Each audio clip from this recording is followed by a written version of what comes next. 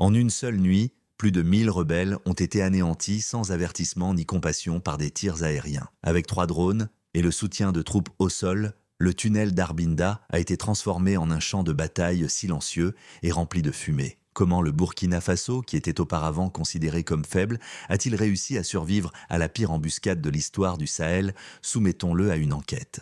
Le Burkina Faso était déjà en guerre avant même que les drones ne décollent, que les commandos Cobra ne se positionnent et qu'une seule balle ne tombe. Il s'agit de la guerre silencieuse, pas de celle que l'on voit à la télévision ou qui fait la une des journaux. La sorte qui se déroulait dans l'ombre lorsque les bataillons étaient décidés par des chuchotements et que la connaissance valait plus que les armes. Depuis le début des événements, plusieurs mois s'étaient écoulés. Le capitaine Ibrahim Traoré, qui consolidait son pouvoir, a brutalement fait comprendre une chose. Burkina Faso n'attendrait pas que d'autres le sauvent. Les bases militaires étrangères avaient été rejetées. L'aide internationale était assortie de trop de conditions. L'information était ce dont il avait besoin aujourd'hui, pas d'argent ni de mots. Dans une nation où des embuscades surgissaient de nulle part et où les rebelles ressemblaient souvent à des voisins, la connaissance était la seule arme qui comptait. Traoré s'est alors tourné vers l'arme la moins utilisée dans chaque conflit, les individus, pas les bénéficiaires. Pas de think tanks mondiaux, les autochtones cependant. Les agriculteurs, les déplacés, les sinistrés. Les mêmes personnes qui se tenaient à leur porte d'entrée et ont dû assister à la naissance de l'horreur. Cela marquait le début de ce que certains appellent aujourd'hui la guerre des murmures. Dans les provinces du Nord, d'importants réseaux d'informateurs civils ont été développés et réactivés. Cependant, il ne s'agissait pas de véritables espions. Des bergers avaient démémorisé de nouveaux itinéraires tracés par les rebelles, des femmes qui observaient combien de motocyclistes traversèrent leur communauté. Les adolescents sont formés à reconnaître des schémas linguistiques étranges et des manières. Une image a été créée à partir de ces fragments, une qui n'a jamais été enregistrée par des satellites étrangers. De plus, les nouvelles cellules tactiques de Burkinabé étaient conçues pour s'adapter et réagir rapidement. Ils traitèrent les informations immédiatement après leur arrivée au lieu que cela soit fait par des bureaucrates dans des capitales lointaines. Cependant, l'information seule n'était pas suffisante. Pour mener une attaque décisive, l'armée avait besoin de quelque chose qui lui avait manqué dans le passé. Vision anticipative. Il s'agissait de prévenir une agression et non de réagir à une. Traoré a adapté les règles d'engagement à ce moment-là.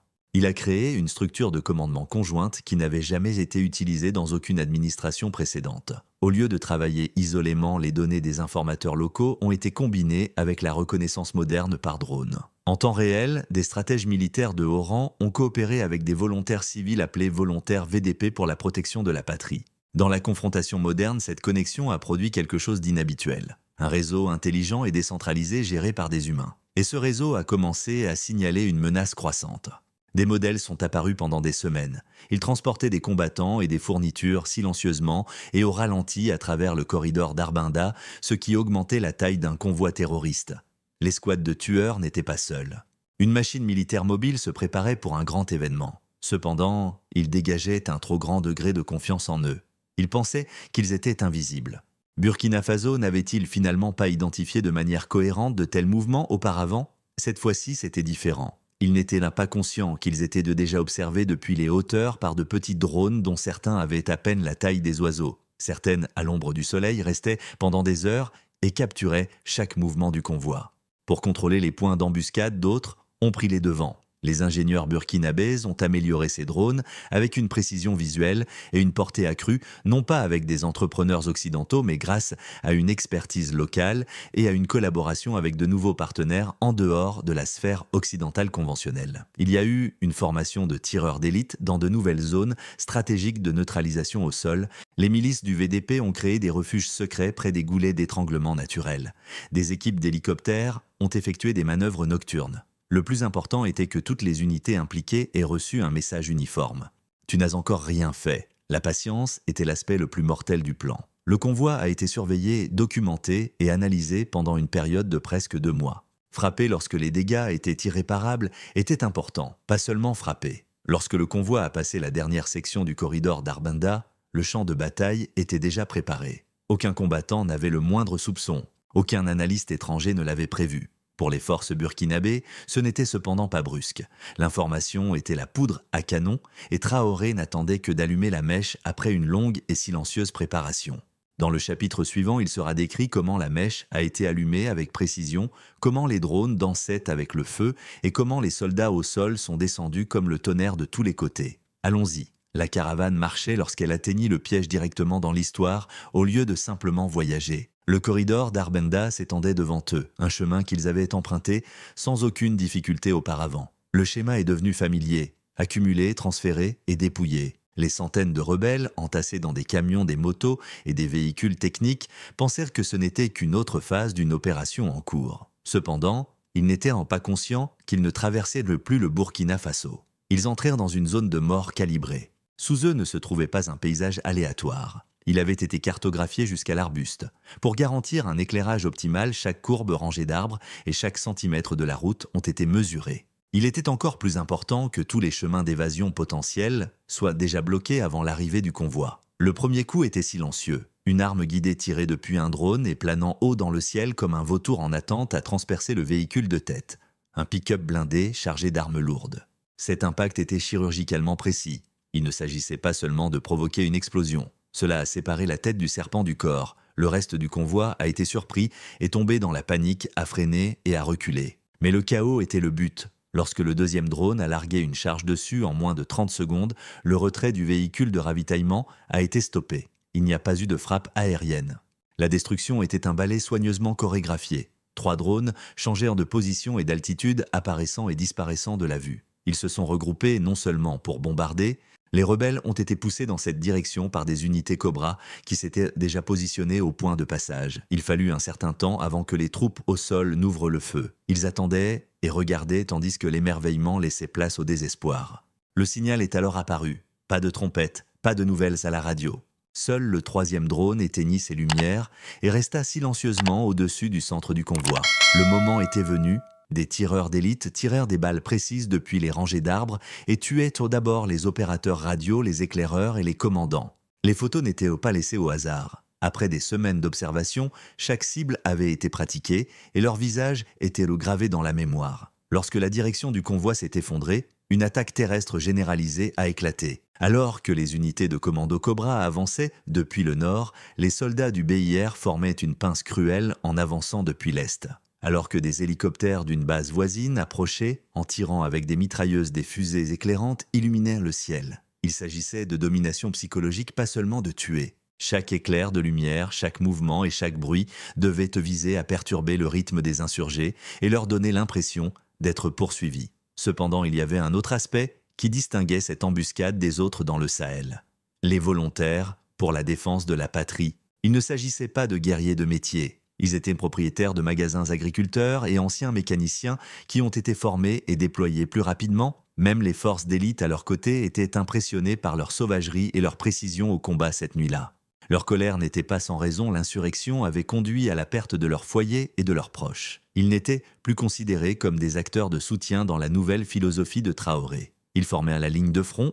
Même les rebelles qui se sont repliés dans les broussailles ont été tués bien qu'ils aient tenté de se disperser de toutes leurs forces. Des bombes, à fil de fer, avaient été placées le long des voies d'évasion. Des pièges antipersonnels empêchaient une sortie facile. Le conflit a duré 6 heures, mais il serait inexact de le qualifier de combat. C'était une mise en œuvre décisive, méthodique et bien coordonnée. Le matin, la fumée flottait dans l'air comme un rideau de deuil.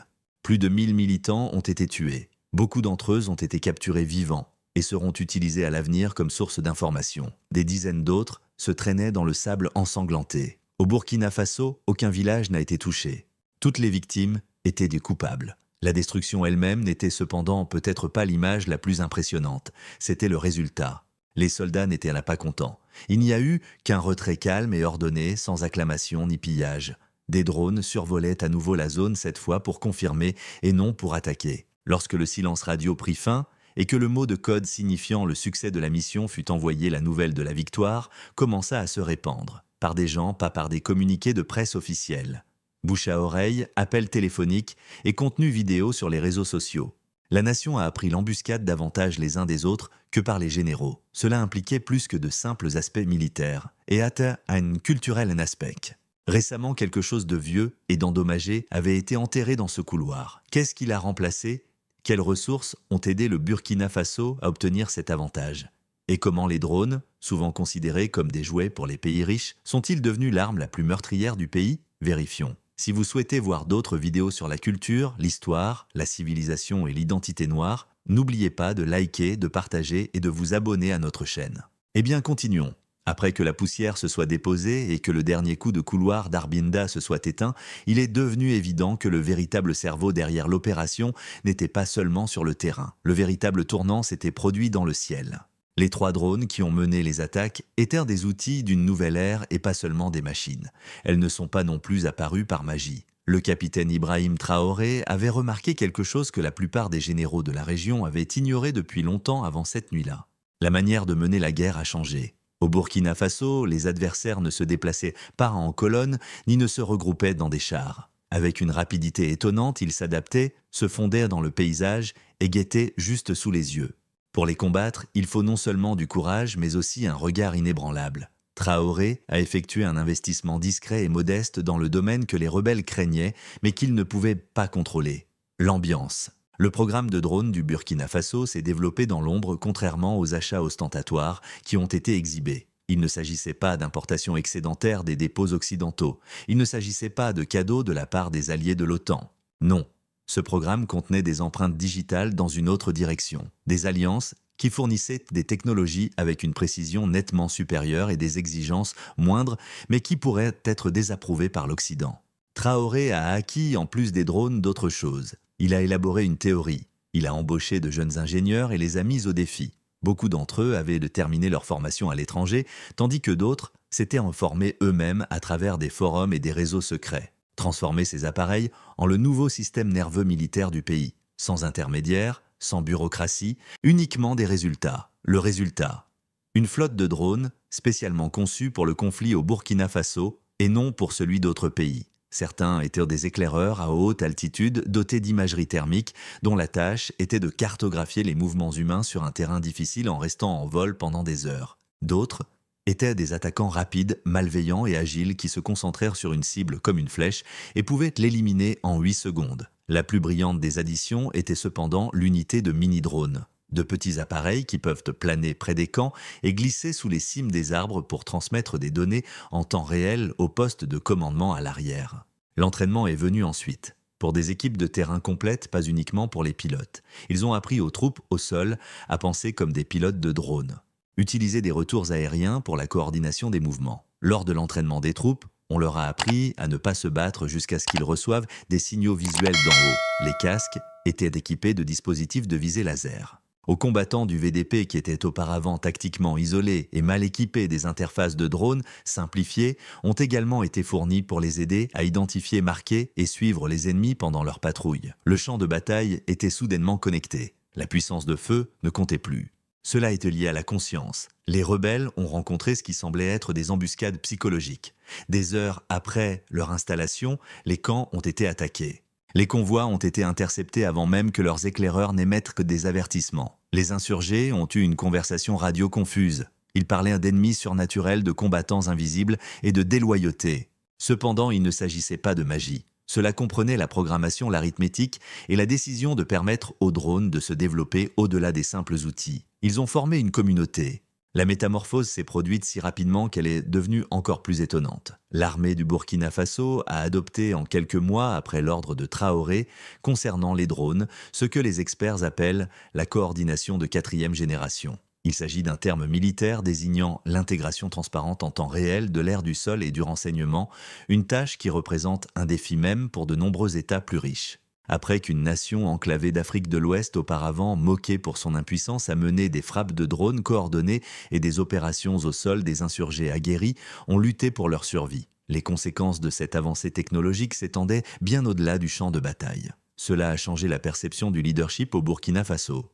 Il s'agissait maintenant de vision pas seulement de mots ou d'uniformes. Traoré était considéré par beaucoup plus comme un bâtisseur de systèmes que comme un président typique. Un homme qui comprenait la souveraineté en termes d'amplitude et de limites. Sa doctrine des drones, il l'a présentée au monde comme un miroir. « Vos anciens plans ne sont pas nécessaires », a-t-il déclaré. La nôtre est en cours de rédaction.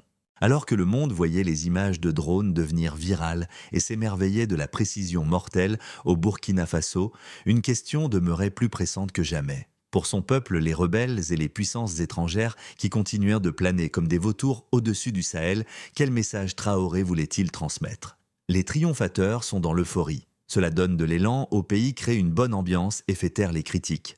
Cependant, cela apporte également quelque chose de beaucoup plus nuisible. Attente, l'embuscade d'Arbinda a représenté plus qu'une simple victoire tactique. L'histoire a pris un tournant. Une nuit où la réputation du Burkina Faso est passée de victime à leader. Le capitaine Ibrahim Traoré avait jeté une pierre dans les eaux stagnantes de la géopolitique sahélienne, dont les vagues se propageaient au-delà des frontières nationales. Maintenant que la poussière est retombée, la véritable question devient claire. Et maintenant, l'opération a élevé le niveau et la précision des choses qui peuvent lui servir de comparaison. Non seulement pour les adversaires, mais aussi pour le peuple burkinabé. Traoré a mis la barre plus haut. Il a démontré ce que l'État peut accomplir lorsque la confiance prend fin et que la prise de décision commence. Mais il y a un paradoxe là-dedans. Tout ce qui sera en dessous à l'avenir semblera un échec. C'est le prix du succès. Chaque attaque, chaque ingérence et chaque tragédie à venir seront accueillies par des exigences plutôt que par de la compassion, car le public connaît désormais les capacités des forces de défense locales et des dirigeants nationaux. Dans le passé, les gens se demandaient « Notre armée est-elle capable de le faire ?» Maintenant, ils se demanderont pourquoi ils ne l'ont pas fait. Le véritable test commence exactement là, dans la durabilité, pas sur le champ de bataille. Malgré le succès de l'embuscade, de telles opérations sont coûteuses. Non seulement en ce qui concerne l'équipement et les munitions, mais aussi en ce qui concerne la coordination humaine, la logistique et surtout la garantie du travail des services de renseignement. Il était nécessaire que les systèmes de surveillance soient toujours opérationnels. Il était nécessaire de préserver les réseaux d'informateurs. Les drones ont besoin de réparation de carburant et de mise à jour logicielle. Les soldats ont besoin de repos, de recyclage et surtout de la confiance dans le soutien du gouvernement longtemps après la fin des combats. Et même avec de l'adrénaline et du patriotisme, cette infrastructure ne peut pas être remise en état. De plus même, les forces les plus motivées peuvent être épuisées par les charges psychologiques de cette guerre rapide, moderne et permanente. Bien qu'ils fassent preuve de courage, les volontaires sont des êtres humains.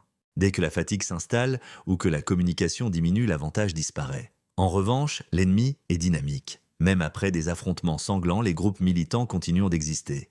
Ils se réorganisent souvent en nouvelles formations, en cellules plus petites et en cachettes plus profondes et adaptent leurs itinéraires en réponse à des opérations de cette envergure. Certains pourraient même franchir les frontières nationales et entraîner le Burkina Faso dans des conflits ardents avec des voisins dont les mesures de sécurité sont moins sophistiquées ou moins engagées. La nation pourrait devenir un aimant régional tout en émettant des revendications militaires et en attirant des menaces qu'elle ne souhaite pas. Et puis, la scène politique. Le style de leadership audacieux et provocateur de Traoré est dynamique. Le charisme seul ne suffit cependant pas à préserver la souveraineté. Il s'agit de renforcer les institutions et de reconstruire les infrastructures.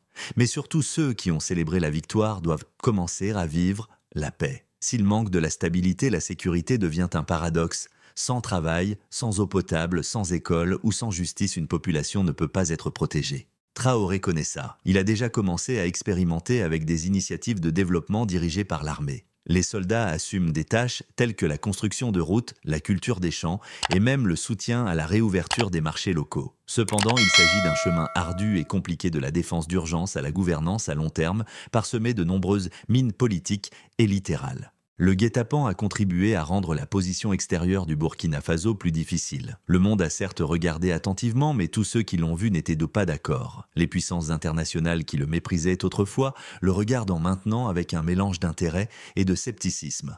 Comment une nation soumise à des sanctions a-t-elle pu mener une attaque aussi coordonnée? Quelles nouvelles coopérations ont rendu cela possible? Encore plus important, d'autres personnes dans l'entourage de Traoré vont-elles essayer de l'imiter? Ce sont des questions importantes. Les changements tectoniques, ce sont simplement ce qu'ils sont. Le Burkina Faso n'est plus perçu comme un État client qui attend des ordres. Maintenant, cela constitue un précédent et un symbole, ce qui en fait une cible pour les manipulations géopolitiques et les insurgés. Certains diraient que la vraie guerre commence maintenant. Lors de la construction d'un État souverain, il est plus important d'établir un système victorieux que de chasser les troupes étrangères ou de combattre les insurgés avec des roquettes. Un système qui en temps de paix n'est pas négligé, qui résiste à la pression et se souvient de sa destination initiale. Les troupes et les drones de Traoré ont dégagé le corridor et neutralisé le convoi, mais sa plus grande bataille est désormais plus calme et plus lente. La lutte pour la persévérance, la légitimité et un avenir où le Burkina Faso n'est pas seulement libre, mais aussi imparable. Et cette fois, le pays lui-même sert de champ de bataille. Pensez-vous qu'il serait approprié que d'autres pays suivent de l'exemple de Traoré, le maîtrisent-ils? Faites-le nous savoir dans la section des commentaires. Êtes-vous prêt à observer l'Afrique se défendre elle-même? Êtes-vous intéressé par d'autres vidéos similaires à celle-ci? Si c'est le cas, cliquez sur l'icône de cloche à côté et abonnez-vous à notre chaîne. Nous avons décidé de présenter des vidéos sur un sujet rarement discuté, l'histoire, la culture, la civilisation et les preuves de la grandeur des personnes noires. Merci de nous avoir regardés, soyez assurés que vous serez de retour pour la prochaine vidéo.